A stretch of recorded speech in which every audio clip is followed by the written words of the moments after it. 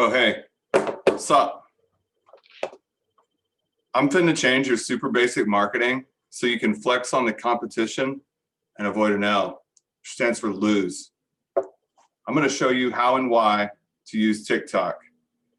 And that's exactly how I felt doing research for this presentation. As I've learned in my research, 60% of users are Gen Z, which is a solid 20 years below me. So I feel like I am my parents' marketing to me. I hope you appreciate the juxtaposition of the content versus the graphics, which were the graphics used on me when I was a kid. I'm going to go through a few things before I conclude and open up for Q&A. First is going to be a history of different platforms, why TikTok matters, how to make a TikTok, facts and statistics, followed up by summary and Q&A, which we'll obviously do in the comment section. First, if you're like me, you started out on social media getting one of these sweet discs in the mail, and you loaded it on your computer, or maybe you used 3.5 floppies and then ended up connecting with your friends across town through AIM, where you could chat, join groups, talk to people you knew, maybe people you didn't know. And that's where it all began. Enter LiveJournal, MySpace, Daily Booth, Napster, and Vine, which we're going to cover quite a bit. LiveJournal was just a place to blog. MySpace is very similar to Facebook. Some of you are going to argue with me, but and then there was Daily Booth, which is really like an older version of Instagram. Napster I included because it was the only way to share videos without actually sending the file until YouTube came out. And then Vine was a way to share short 6 to 7 minute video clips with each other. All of these you could have friends or maybe people you followed, not so much through Napster, but definitely through the others. And at the bottom here is the number of users each of them had at any given point in time. Sometimes those numbers are based off monthly posts. Sometimes the numbers are based off of actual peak users. I'm going to come back to this screen, but let's talk about why Vine failed real quick. After Twitter purchased Vine in an effort to use it for marketing, they started charging for ads. People didn't like the ads. They attempted in a beta version to charge people for memberships, and people basically just pulled out. They said, I don't want that, exactly like they did with Napster. As soon as Napster started charging, people took off. Celebrities closed their accounts, and it was just done and over with. Twitter still keeps the web page up, but you can no longer view videos. So let's talk about what there is out there now. We have Twitter, Facebook, Instagram, YouTube, and what I'm going to cover the most, TikTok. TikTok currently has 850 million users. That's more than Twitter. Some of these numbers are based off posts, like I've said, and some of it are based off users, so it's arguable that those numbers are not exactly comparable. However, the biggest difference between these 5 platforms and these 5 platforms is advertisement. Some of these you could pull out ad space in the sidebars or get somebody that you sponsor to cover your products, but nothing like YouTube and Twitter, Facebook, where you can actually launch ads, have a campaign, interrupt people's content feeds with whatever you're trying to sell, products, services. So what exactly, what does TikTok bring to the table as far as users? Right now, again, TikTok has 850 million users, but in 2018, only a year or two after it got started, it had 680 million users and total downloads of 2 billion. 100 million people actively in the US make videos every day, 60% of which are Gen Z. TikTok posted for the first time this year a $500 million revenue, and they also offer a $500 stipend to any users who are well-known influencers and join TikTok, create an account, and start creating content. So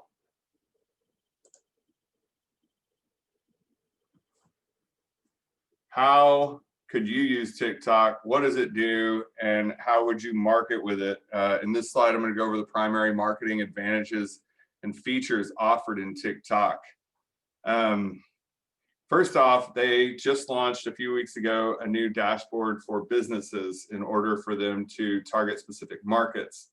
They're in 154 countries. Again, 500 million active users. Now that's people who don't necessarily create content.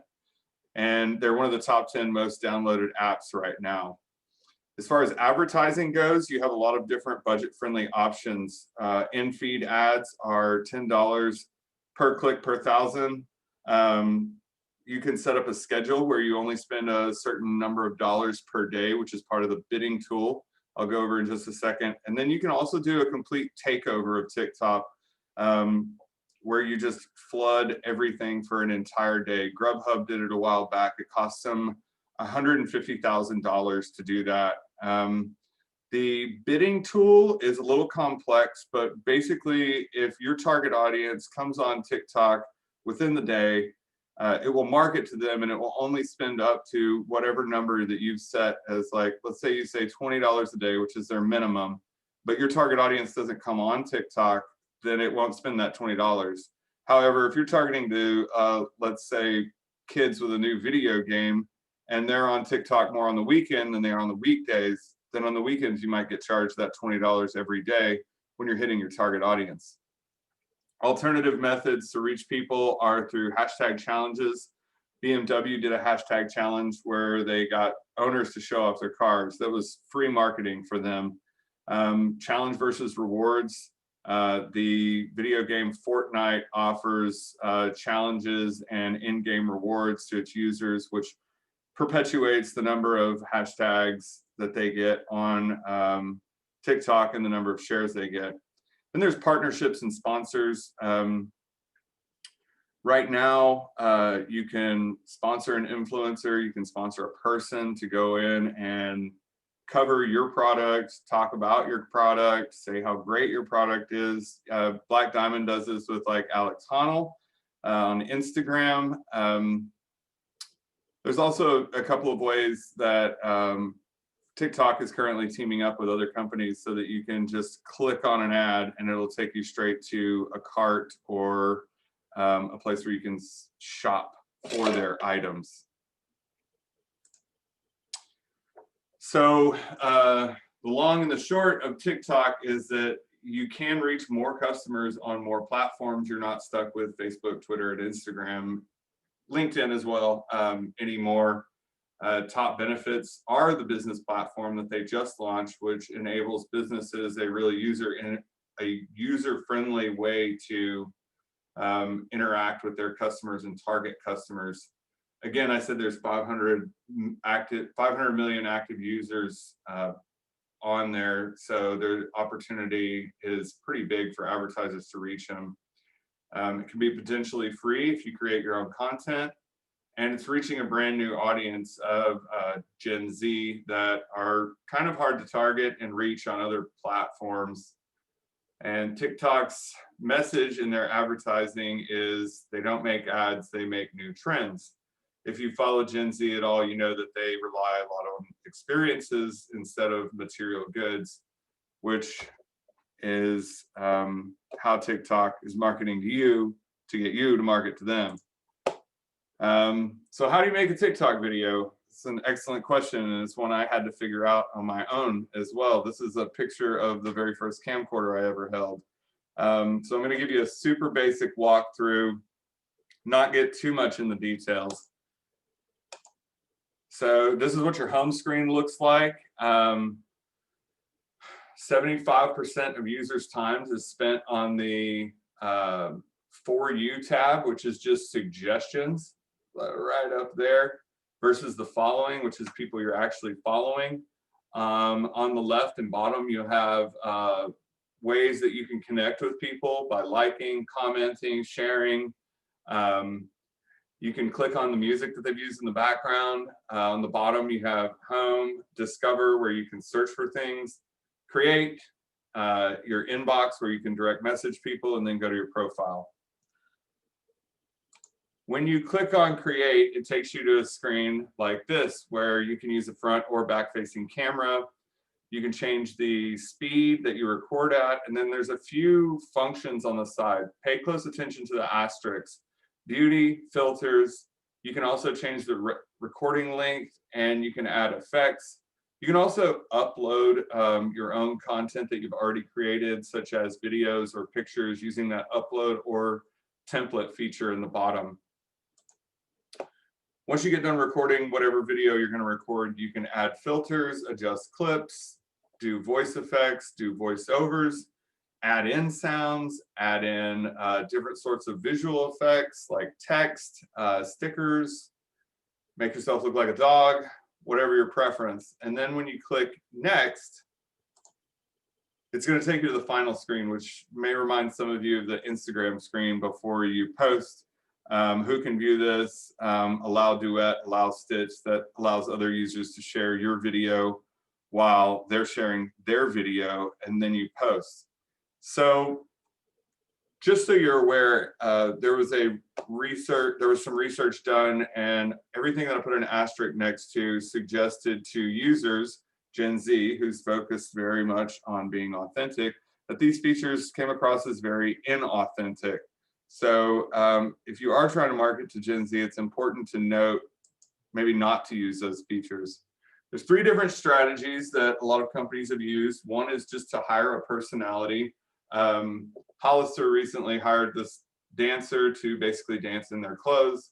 And then if you're like North Face, they just reshare a bunch of the videos that they've already shared on other platforms, and it's gotten them 14,000 likes and 7,800 followers. Or you can take it to the next step like Crocs has done, and they create videos just for TikTok to cater to younger crowds and TikTok users with shorter videos. And you can see they have a huge following. So let's talk about the statistics really quick. Right now, there's only 5% of marketers using TikTok.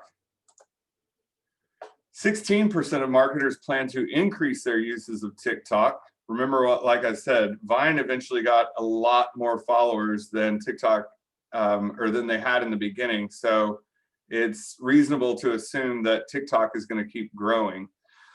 74% of marketers, though, have zero plans to enter onto TikTok. The difference in business to business and business to customer marketers is 1%. The reason that that's notable is because a lot of businesses don't feel like they can reach other businesses on TikTok. And I think that's probably accurate, since most of the users on TikTok are specific individuals and not entities.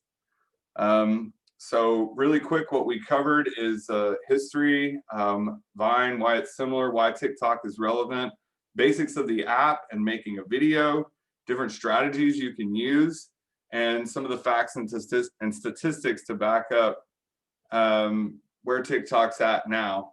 If you have any questions or comments, please post them in the chat. Thank you. Here's my contact information. And I'm going to throw up my references, which you can pause at the end. Thanks a lot.